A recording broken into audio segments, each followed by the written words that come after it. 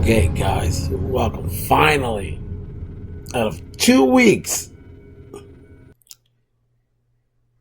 giving you the Guardians of the Galaxy Volume 3 rundown. Now, before I go any further, there may be some spoilers. So if you haven't seen it, wait before you watch this. If you already watched it, alright, let me break this thing down.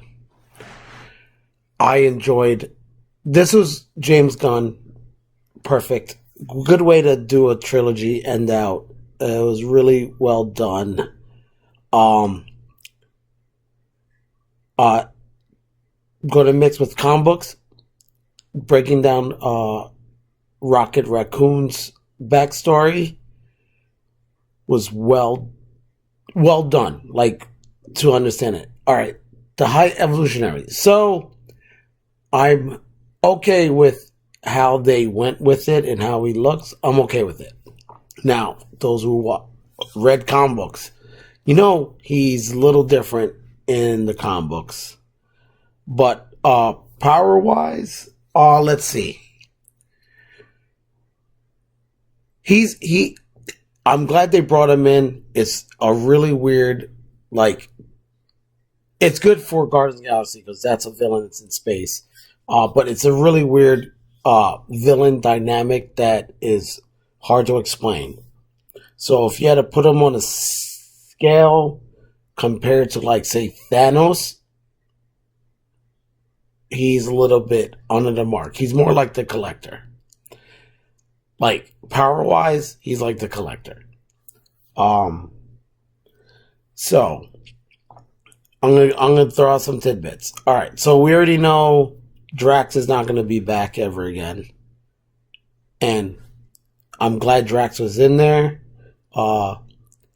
We do need a Drax, but if anyone knows, he's leaving because he's doing, he wants to do more serious roles. And Batista, I wish him luck. Awesome. He's an awesome guy. He's a good actor, and I'm glad he's pursuing it. For Gamora, I understand it now. Here's why it makes sense that she might not appear anymore in the MCU, and it makes sense. Okay, so we know Gamora, the first Gamora, she died, right? So since she died, this is the past Gamora before she met Quinn, and if any of you know, we know this. So with everything that's happening with the multiverse, which is one thing that I will say, Marvel does keep a good idea of time and space and alternate versions of stuff. They keep it really in a good, they keep it true. Where DC kind of screwed up. I'm not knocking DC. I love DC, but knocking only one thing that DC, and I've said it before, DC screwed up with Flashpoint. But for this, Marvel has always made sure, it's like, when it came to timelines and different versions. So this is the past Gamora. So it makes sense through the whole thing of Doctor Strange in the multiverse, and the multiverse got unraveled. So there's different timelines that are starting to pop out that we're seeing characters come into. So I would say it's going to be sad, but Gamora, we're going to miss you. She was awesome. So by the end of the movie, they break up. We obviously meet Adam Warlock. Now, some of you might say it's stupid, and I might agree that why Adam Warlock came out stupid, but it was purposeful in a sense, because in a sense he was hatched early. So in a sense he's like, it's kind of like Shazam. He's like he's in a kid's mind frame at the moment. So he doesn't know his purpose fully yet. So by the end of the movie, he finds his purpose, especially in the end credits, he knows his purpose and he knows what he's going to do. So they went true to the comic books of the Guardians of the Galaxy. So I will say this: Guardians of the Galaxy isn't necessarily the group that we started with from 1 and 2 and in 3, but Guardians of the Galaxy is like the united front of space. They're kind of like the rogue version of Nova Corp, which we'll get Nova. But in the comic books, Adam Warlock joins the team, and you have it as I don't know if we're going to see Star-Lord again. I do know that he wants to still be Star-Lord, so we might see him. I don't know where he might fall into. He might fall into I don't know if Nova's going to be a TV show or a movie, but he might be in there.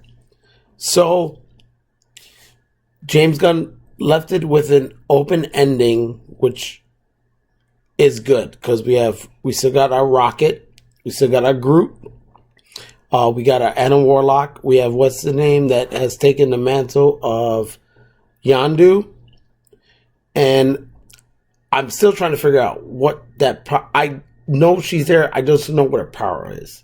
The young girl. I don't know what her power is, but overall, I would say for a normal rating, 1 to 10,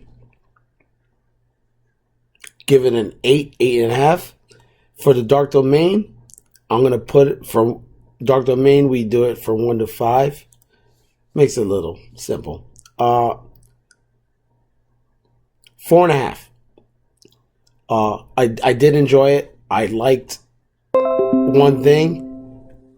I gotta tell you this. The best part that I liked about it is the fight scene in the corridor, which this is a spoiler. The fight scene in the corridor, I talked to a couple of my friends. It did remind me of how they shot Daredevil, the Netflix series Daredevil. Small quarters, and they moved and fought. That was really awesome. Great shot. I like just going through the corridor and how they're fighting was amazing. I got to give credit to the people that did it. It was awesome. I'm glad that they kind of used that reference that they did in Daredevil, that close quarter, like small, like you don't have much space to move, but you have to fight a lot of people. So, like I said, great movie. Definitely watch. I'm glad I finally got to sit there and I'm able to put this video out. Be wary for the rest of the week.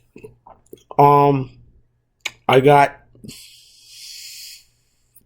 at least 2 I can think of. 2 more to come up with. The Covenant, Ghosted, and I'll be talking about 2 other TV shows, maybe 3, in the next couple weeks. I know we have Transformers coming up. We also have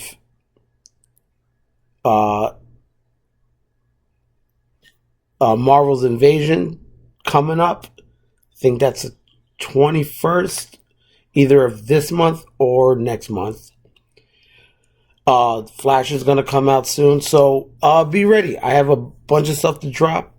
Hit the like and share button and subscribe so I can keep giving you more fun content and my rundown. So this is the Guardians of the Galaxy Volume 3. Hope you enjoy. I'm out. The Dark One is gone.